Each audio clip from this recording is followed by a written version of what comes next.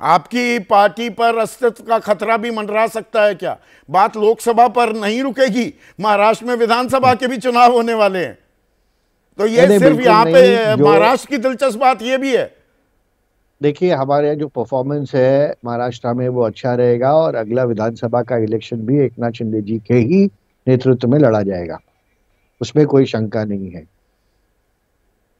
ठीक है अभय Dubey, 2 swing states, एक में स्विंग दिख रहा है एनडीए को 15 सीटों तक का, बल्कि 15 से भी ज्यादा अगर मैं नीचे का आंकड़ा लगाऊं तो 19 सीटों तक का भी नुकसान हो सकता है। लेकिन कर्नाटक पार फॉर कॉर्स।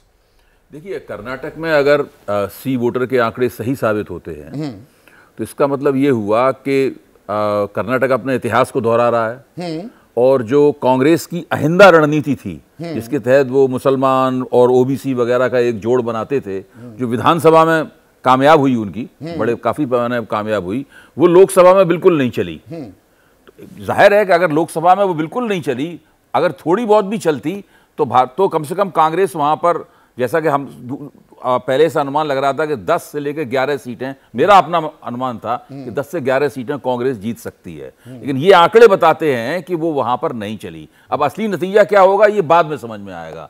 कांग्रेस को इस बात पर विचार करना चाहिए कि हर बार जब लोकसभा चुनाव होता है तब विधानसभा चुनाव के विपरीत बिल्कुल आंकड़े वहां पर कर्नाटक में आते हैं। इस चीज पर सोचना चाहिए कि ऐसा क्यों होता है। आपने एक दिलचस्प बात कह दी, एंड आप सारे वरिष्ठ हैं, आप लोगों से मैंने बहुत कुछ सीखा है, पर थोड़ा सा नटखट भी हूं मैं।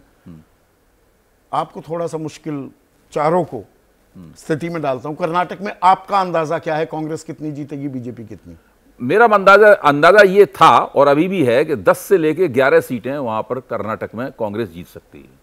श्री दत्तन, मेरे ये exactly goes according to this जो एबीपी का पोल कह रहा है। राकेश भाई, मैं 17 से 18 मान के चल रहा था कि भारतीय जनता पार्टी वहां जीतेगी। 17 से 18 मतलब 10 से 11 कांग्रेस के खाते में। प्रभु, कभी पहले भी कहा मैंने, कभी फिर कह रहा हूँ, इसलिए मैंने आखिर के लिए रखा। आपने पूछा इसलिए कि मैं जवाब जरूर दूंगा, पर ये जो रिजल्ट आ रहा है कि कांग्रेस की इतनी बुरी हालत होने वाली नहीं है, इम्प्रूव 1-2 सीटें कर सकती है। और महाराष्ट्र के बारे में महाराष्ट्र का ठीक लग रहा है मेरे को, लगभग इतना ही आने वाला रिजल्ट। राकेश भाई, यदि महाराष्ट्र का ये रिजल्ट जो है ना, ये जो एग्जिट पोल है, यदि ये परिणाम में बदला तो इसका मतलब ये हुआ। नहीं, आपका आकलन क्या है? परिणाम तो वो बदलेगा, अपना आकलन बताइए। नहीं, महाराष्ट्र पे तो मुझे लगता है कि सेम स्थितियां रहने वाली हैं। यही स्थिति रहेगी, सेम स्थिति रहने वाली। कुछ बेहतर मेरे ख्याल से जो इंडिया गठबंधन है 30 तक भी जा सकता है। हाँ, थोड़ा और बेहतर करेगा इससे। और बेहतर करेगा। देखिए, टक्कर तो हमेशा है, टक्कर तो हर जगह। जब हम आकलन करते हैं, सी वोटर ने एक आकलन किया है, ये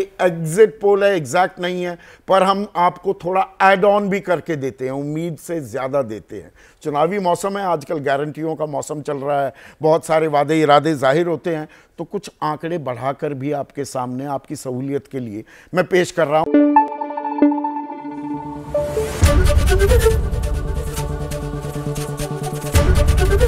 एबीपी न्यूज आपको रखे आगे।